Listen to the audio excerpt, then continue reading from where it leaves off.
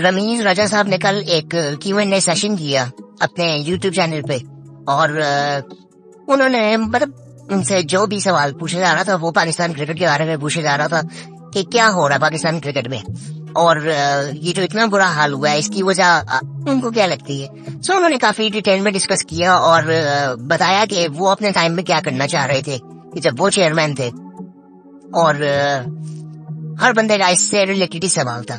सो उसमें उन्होंने एक जो वो पहले भी बात करते रहे और कल भी उन्होंने डिटेल में डिस्कस किया कि हमने असल में पाकिस्तान क्रिकेट की बैकबोन को तोड़ दिया था कि जो कि उस टाइम में हम देख रहे थे कि बाबर और रिजवान उनकी परफॉर्मेंसेस थी और पाकिस्तान टीम जीत रही थी और हमने उसको डिस्टर्ब किया आके और फिर हम आज जहाँ पे हैं वहां चीज नजर आ रही है। किसी हद तक ये बात उनकी ठीक है, लेकिन अगर लॉन्ग टर्म में देखें मैं उस वक्त भी चीज मैं भी देखता था कि यार ठीक है ये चीज काम तो कर रही है बट लॉन्ग टर्म में क्या कि आप अगर बाबर रिजवान के बाद देखें तो हमें कुछ नहीं ऐसा मिलता था कि हम उस पर ट्रस्ट कर सकें उस प्लेयर पे कि यार वो हमें नीचे आके मैच जिता देंगे। सो वो चीज हमें नहीं मिलती थी कि रिस्पॉन्सिबिलिटी नीचे कोई ले नहीं रहा था, बस बाबर रिजवान परफॉर्म करते थे, नीचे से शाहीन आउट कर रहे थे उस वक्त।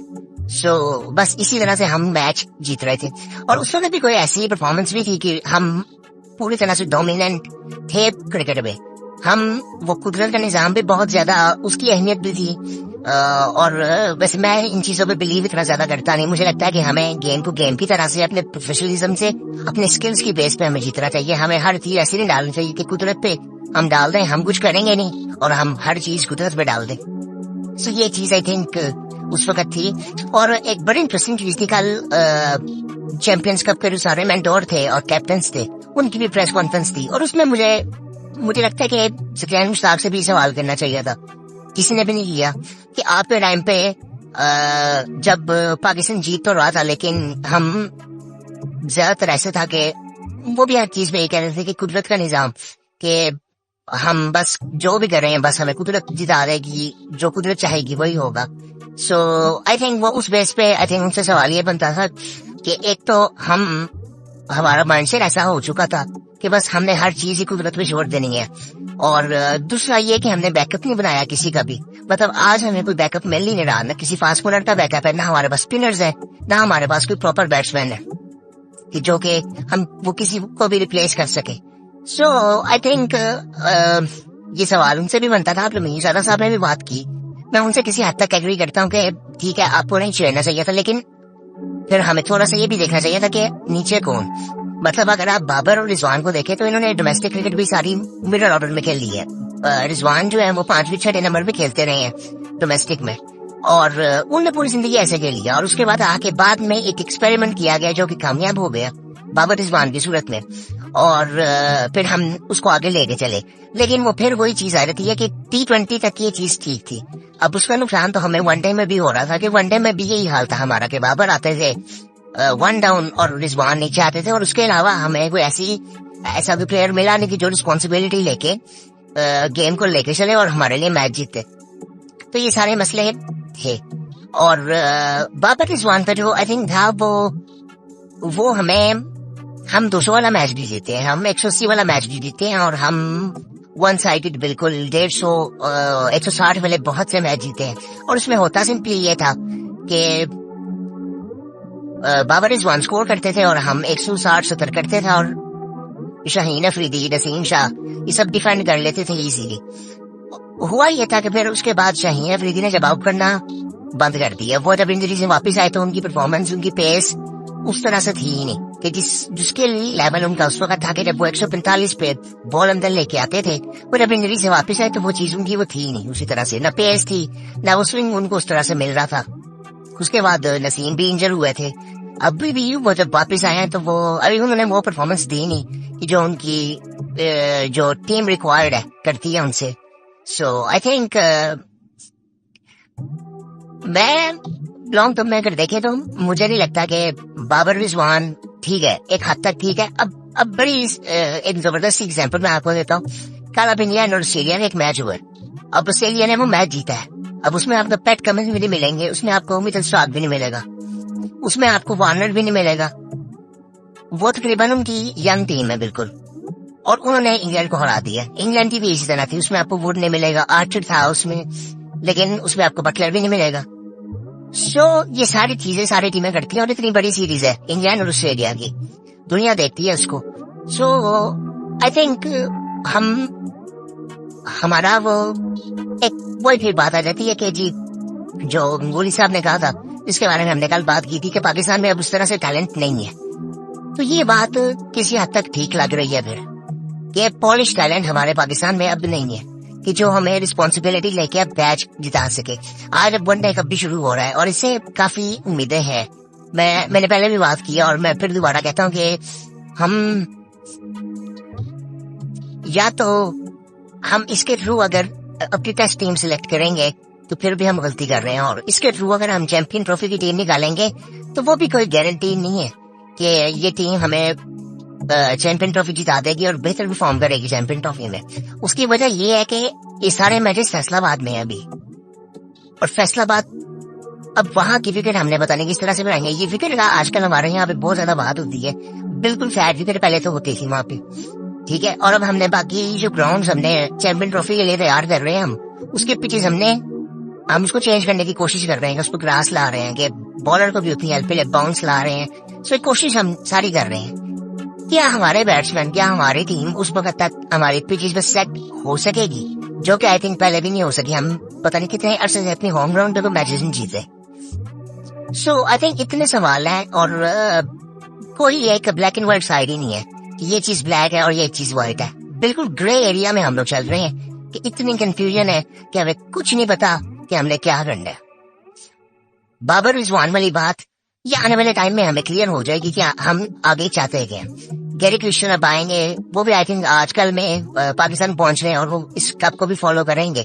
उसके बाद जब हमारी व्हाइट बॉल की जो टीम है वो सेलेक्ट होगी तो उस वक्त काफी आई थिंक क्लैरिटी हमें मिलेगी कि हम चैंपियन ट्रॉफी में ऐसा हमारा माइंडसेट क्या होगा, क्योंकि अभी हमें बिल्कुल क्लियर नहीं है। किसी फॉर्मेट पे हमें नहीं पता कि हमने किस तरह से क्रिकेट खेलनी है, हमारा माइंडसेट क्या होगा।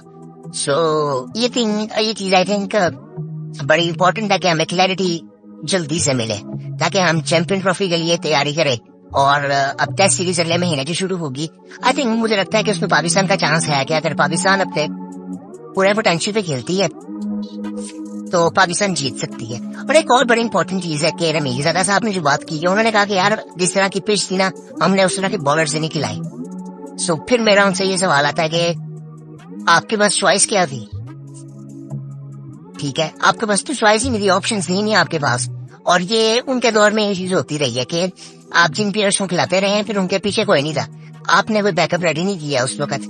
ये एक्सक्यूज मैं थोड़े दिन पहले बात कर रहा था एक वीडियो में कि जी ये एक्सक्यूज हम बाबर में डाल सकते हैं, लेकिन ये सवाल फिर सफियान मुश्ताक से ही पूछना चाहिए, ये सवाल फिर रमीज़ादा साहब से ही पूछना चाहिए, क्योंकि उनके दौर में ये चीजें शुरू हुई थी और होती रही थी। मैं इनका जो रमीज़ादा साहब की जो माइंडसेट है और जिस तरह से ये सोचते हैं क्रिकेट के बारे में, मैं उसकी बड़ी रिस्पेक्ट करता हूँ कि जो इनकी जो इंटेलिजेंस है ना क्रिकेट को लेकर वो बहुत जबरदस्त है।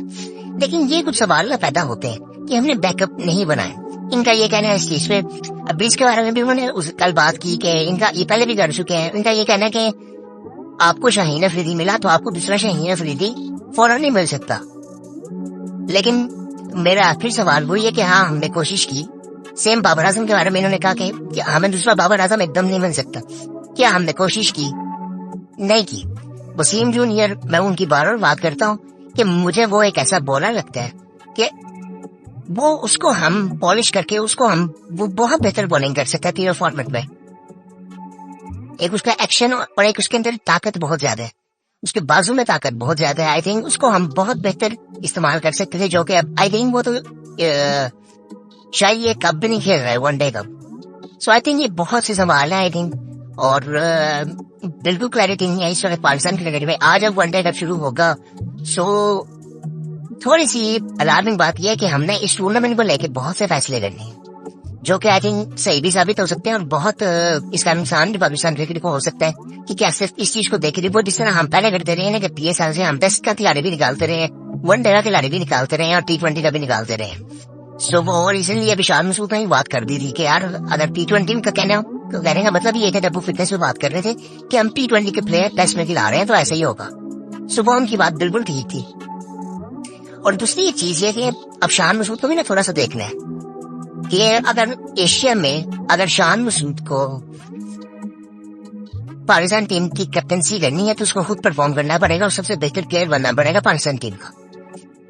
एशिया में आपको ऐसा बिल्कुल नहीं मिलता।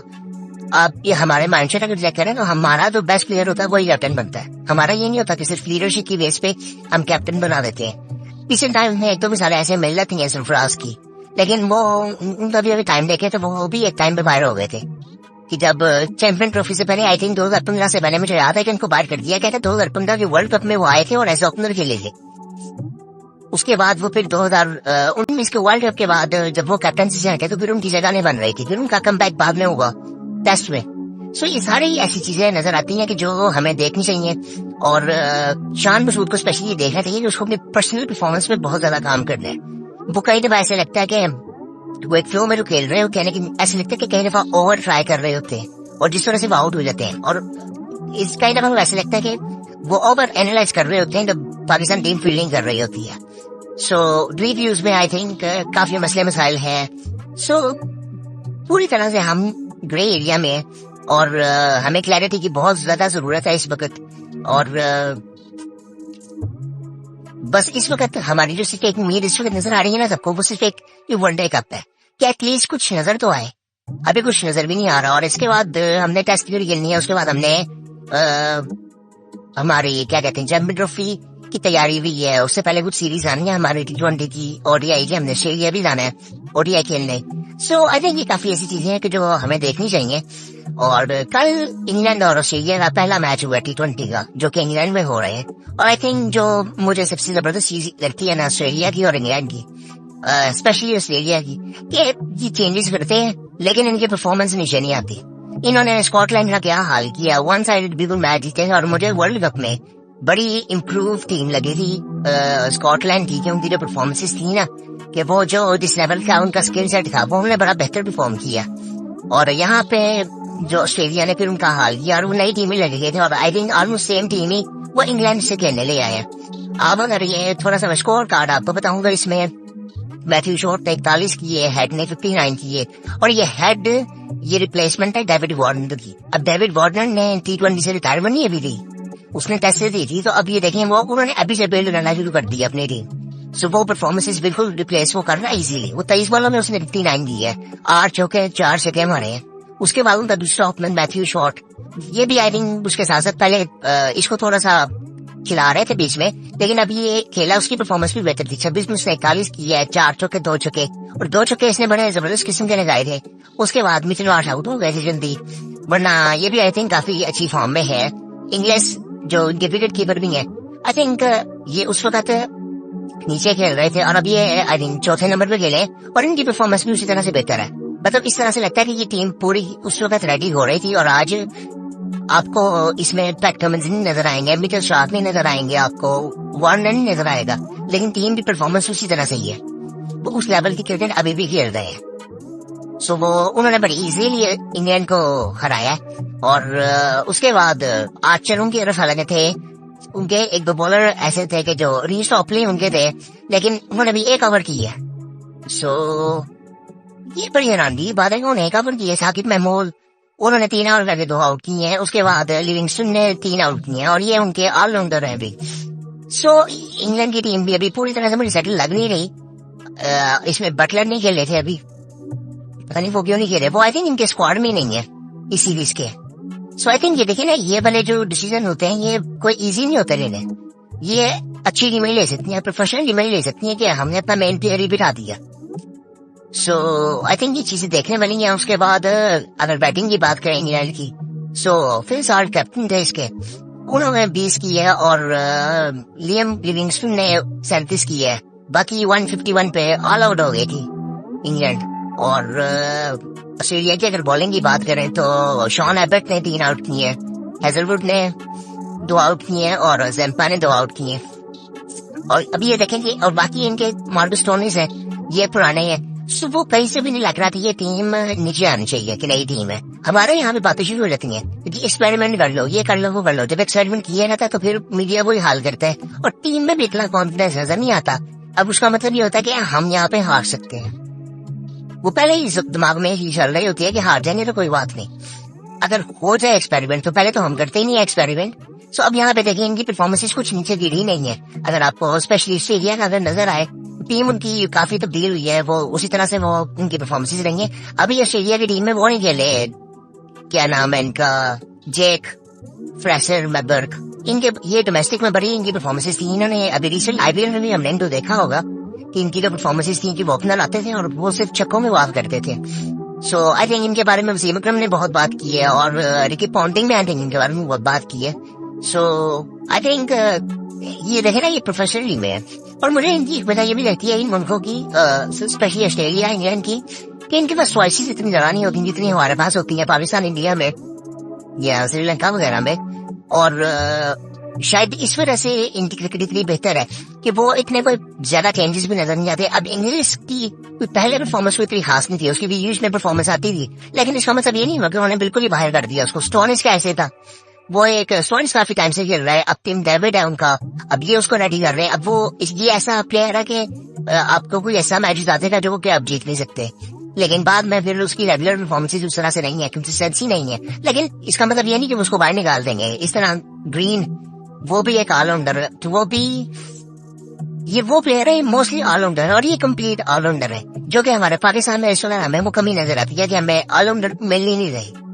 आपको बहुत आप छानबीन करेंगे तो आपको एक दो नजर आते हैं। सो आई थिंक ये चीजें हमें बड़ी सीरियसली देखनी चाहिए और बड़ी हमें क्लैरिटी की असल में जरूरत है कि हमने असल में खेलना किस तरह से है और हमारा माइंडसेट क्या होना चाहिए। कल आई थिंक एक बात की जा रही थी कोई कि शुएब मलिक ने कहा थी, पता नहीं किस चीज के बारे में बात कर रहे थे, फिटनेस के बारे में बात कर रहे थे, और वो कह रहे थे कि अब हमें ना ये अंडर 19 अंडर 13 में ये चीजें शुरू से डालनी पड़ेंगी ताकि वहां से हमें प्लेयर्स रेडी होकर मिले। बिल्कुल आपकी ठीक बात है, लेकिन हमें ना उनसे सवाल जो किया गया था कि फिटनेस का हमारे फिटनेस में क्या किया जाएगा हमारे प्लेयर्स के जो खेल रहे हैं शुगर वनडे कप और आने वाले टाइम में जो पाकिस्तान से नेशनल टीम में, पाकिस्तान की नेशनल टीम में खेलेंगे।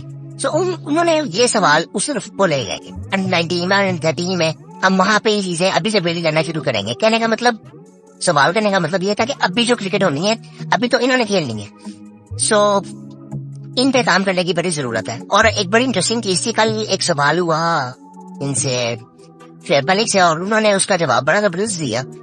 उससे सवाल किया कि फैसलाबाद में गर्मी बहुत ज्यादा, तो उन्होंने कहा यार ये गर्मी से मुंह काला करेगी, प्रोफेशनल है सारे, तो इनको गर्मी कुछ तंग नहीं करनी चाहिए। और उसके बाद बड़ा इमेच्योर जवाब दिया शादाब ने भी, और फिर मीडिया ने उसको हाईलाइट किया कि शादाब ने एक फनी जवाब दिया और उसको पता नहीं क्या उसको बना दिया। सो वो बड़ा इमेच्योर जवाब था। सो शुएब मलिक ने बड़ा वो बहुत आई थिंक जबरदस्त बात की थी कि कोई ये प्रोफेशनल लोग हैं, ये सिर्फ गर्मी है मुंह काला करेगी, इनका काम है गर्मी में खेलना, ये पूरी जिंदगी गर्मी में खेलते हैं, तो कोई ऐसा मसला नहीं है, ये बहाने होते हैं सारे। और एक बड़ी इंटरेस्टिंग चीज, रिजवान से भी एक सवाल हुआ तो उनके जवाब में उन्होंने ये चीज कही कि पीसीबी का गोल ये है कि जी इसको पीएसएल के लेवल पे लेके जाया जाए। सो फिर मेरा एक सवाल मेरे दिन में पैदा हुआ कि यार हम इसमें एक चीज ये कर सकते थे कि जिस तरह काउंटी में इंग्लैंड में जो क्रिकेट होती है काउंटी, वो वहां पे दूसरे मुल्कों से क्रिकेटर्स खेलने जाते हैं, तो इस लीग में भी आ सकते थे कि हम कम से कम एक दो प्लेयर्स बाहर से उस लेवल के ला के खिलाते, जो कि माइंडसेट एक्सचेंज होता, थोड़ा प्रोफेशनलिज्म नजर आता उनमें कि वो उनकी प्रैक्टिसेस की है, वो क्या एक्टिविटीज करते हैं, वो सारा वो एक वो माइंडसेट एक्सचेंज होता है और वैल्यूज एक्सचेंज होती हैं। तो वो आई थिंक काफी चीजें की जा सकती थी, शायद आने वाले टाइम में ये चीज की जाए।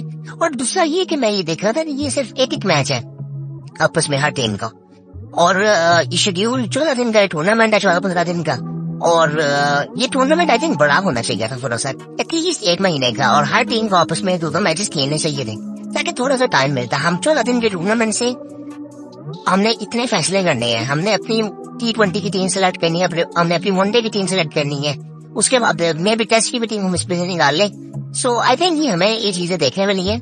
और एक और चीज बड़ी सुनने में आ रही थी कि शायद कायतल ट्रॉफी के अलावा एक कोई टेस्ट का 4 to 5 डे का टूर्नामेंट करवाया जाए। ये कोई सेंस बनी नहीं वैसे मेरे लिहाज से कि जब 4 डे का टूर्नामेंट आपके पास, 4 to 5 डे का टूर्नामेंट आपके पास है, तो फिर आपको एक और टूर्नामेंट की जरूरत क्यों है, आप उसको इतना ऊपर क्यों नहीं लेके जाते। सो मुझे लगता है कहीं तो हम ना सिर्फ वो दिखावे के लिए ना हम ये चीज करते हैं कि हम बड़ी कोशिश कर रहे हैं, और बट उसके रिजल्ट्स कुछ ऐसे होते नहीं है। यार फिलहाल ना जब ये टूर्नामेंट शुरू हो जाएगा 2:30 बजे टॉस होगा, 3 बजे मैच शुरू हो जाएगा। सो आई थिंक काफी फैसले हमने इससे करने हैं। सो आने वाला टाइम ये 14-15 दिन है, इसमें काफी चीजें होंगी। 23 तारीख को मीटिंग भी है, एक जिसमें सारे कोचेज भी होंगे, सेलेक्टर्स भी होंगे और बीसीबी के चेयरमैन भी होंगे। और वो सब आई थिंक पता नहीं क्या ऐसे फैसले होंगे उसमें, जो कि आई थिंक बड़ा उसको हाईलाइट किया जा रहा है कि उस मीटिंग में बहुत कुछ होगा। सो आई थिंक उम्मीद कर सकते हैं कि बस पाकिस्तान क्रिकेट बेहतर हो। और हमें माइंडसेट की जरूरत है, इसको मुझे लगता है कि हमारा स्किल लेवल है, माइंडसेट की जरूरत, राइट माइंडसेट की जरूरत है, हमें क्लैरिटी की जरूरत है कि हमें आने वाले टाइम में करना क्या है। और वो जब क्लियर हो जाएगा तो आई थिंक काफी चीजें बेहतर हो जाएंगी। और बाकी आई थिंक अब आने वाले टाइम में हम चैंपियंस कप पे बात करते रहेंगे। इंग्लैंड ऑस्ट्रेलिया की सीरीज भी हो रही है, इंटरेस्टिंग होगी आने वाले टाइम में सीरीज। अब देखते हैं कि आने वाले टाइम में इंग्लैंड कैसे रिप्लाई करता है।